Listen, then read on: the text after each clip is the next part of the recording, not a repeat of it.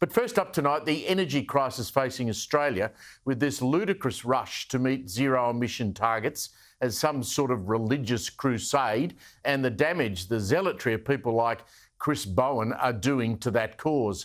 Now a war of words has broken out between two Victorian Labor ministers, one a state minister and one a federal minister, around the supply of gas.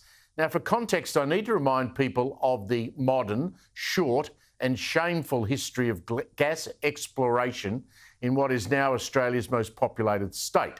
Now, stupidly, back in 2012, so 12 years ago, in their short and inglorious time in actual government, the Victorian Coalition banned onshore gas exploration, as incredible as that might seem.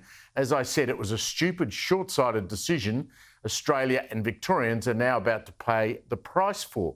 Now, naturally, Labor under Dan Andrews gobbled up that ban.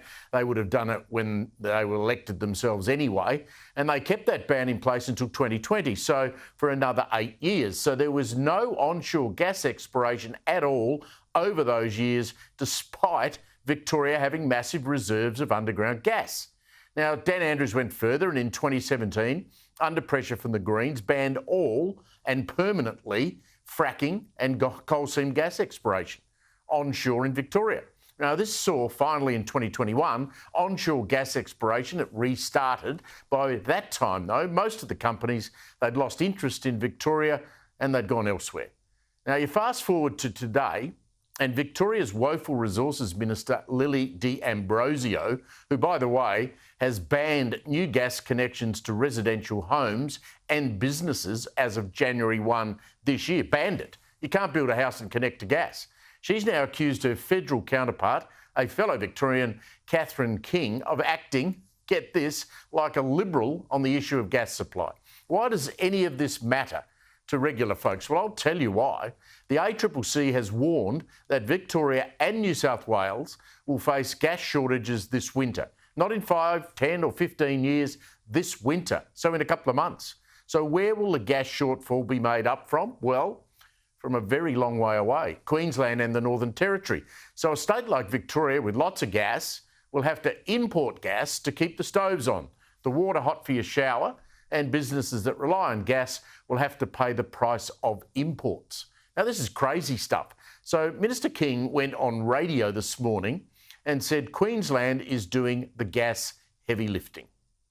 What I would say is that Queensland is doing the heavy lifting, but any gas you transport from long distances, like from far north Queensland in Gladstone, all the way down to Melbourne or the industrial estates of Victoria, it costs more money to get hold of that gas.